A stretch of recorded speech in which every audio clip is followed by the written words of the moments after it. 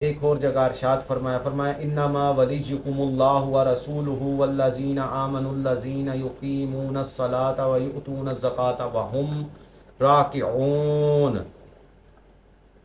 فرمایا تمہارے دوست مددگار نہیں مگر اللہ اور اس کا رسول.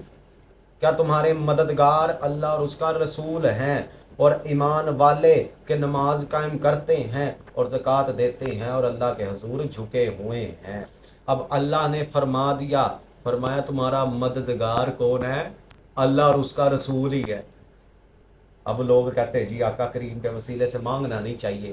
ان لوگوں کو کہنا چاہتا ہوں اللہ نے خود واضح فرمایا تمہارا مددگار ہی رسول ہے، تمہارے مددگار ہی آقا کریم ہے، تو تم ادھر سے کیوں بھاگتے ہو؟ وہی نہ احمد رضا نے کہا تھا کیا جو تیرے در سے یار پھرتے ہیں وہ یوں ہی در بدر خوار پھرتے ہیں. ہاں وہ جہنم میں گیا جو ان سے مستغنی ہوا ہے خلیل اللہ کو بھی حاجت رسول اللہ کی. کہ جب خلیل اللہ کو بھی حاجت، حضرت ابراہیم علیہ السلام کو بھی حاجت آقا کریم کی ہے، تو ارے تم لوگ کون ہوتے ہو؟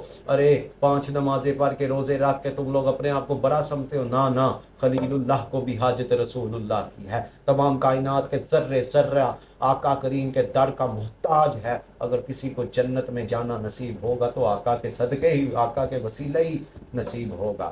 اور اللہ نے ایک اور جگہ فرمایا یا ایھا الذین آمنوا استعینوا بالصبر والصلاۃ. اے ایمان والو نماز سے مدد چاہو. کیا؟ نماز سے مدد چاہو.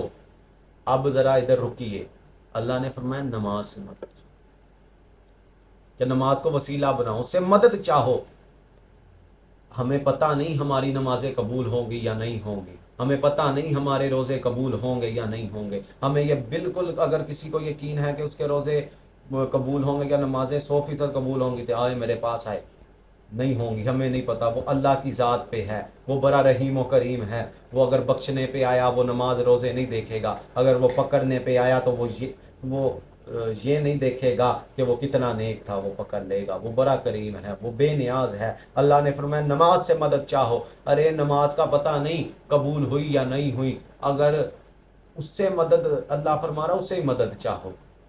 لیکن آقا کریم کی ذات جو اللہ کی بارگاہ میں مقبول ہی مقبول ہے، تم ان کے وسیلے سے کیوں نہیں مانگتے؟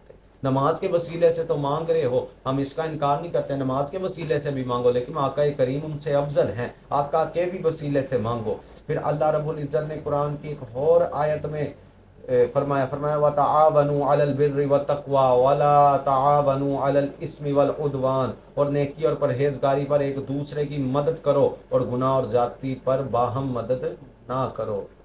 اللہ نے فرمایا ایک دوسرے کی مدد کرو، نیکوں کو، پرہیزگاروں کو. کہ یعنی پرہیزگار کون ہیں؟ تقوی والے. نیک کون ہیں؟ اللہ کے ولی ہیں. فرمایا مدد کرو.